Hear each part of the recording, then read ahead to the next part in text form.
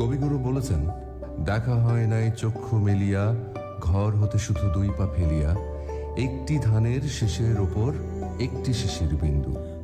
কবিটি কেন বলেছেন আপনারা জানেন, কিন্তু যে গল্প আপনাদের জানা নেই, আমি আপনাদের সেই গল্প বলবো। আমি ফারাজ, পড়াশোনা শেষ করে একটি প্রাইভেট কোম্পানিতে জব করছি এবং এই মুহূর্তে আমি আমার ফ্রেন্ডের জন্য অপেক্ষা করছি। সে সব জায়গায় লেট করে, সব কিছুতেই তার লেট। নইলে একটা শার্ট কিনতে একটা মানুষের এত সময় লাগে? চলেন। তোর গলার স্বর এরকম চেঞ্জ হয়ে গেছে কেন মামা?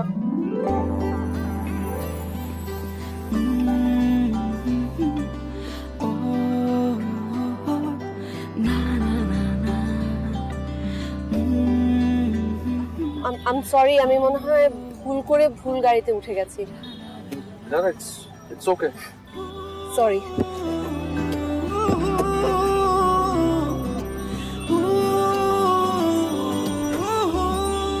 যারা লাভ এট ফার্স্ট সাইট বিশ্বাস করেন না, আমি শিওর এই মেয়ের সাথে আপনাদের দেখা হয়নি কোনোদিন।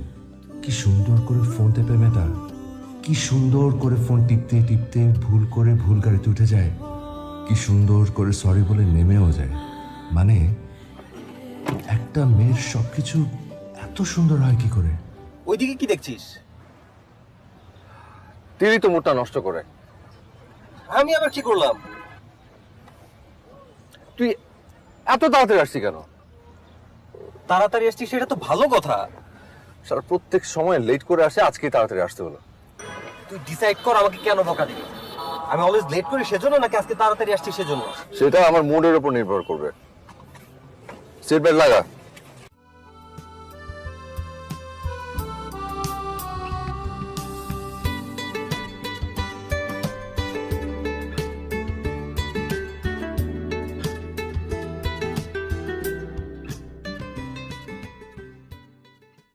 কোনোদিন কারোর প্রেমে পড়েছেন?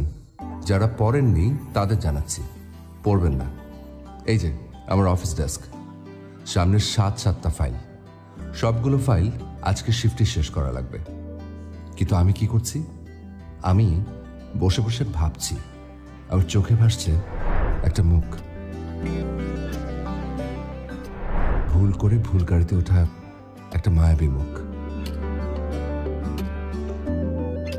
ফারাজ ভাই,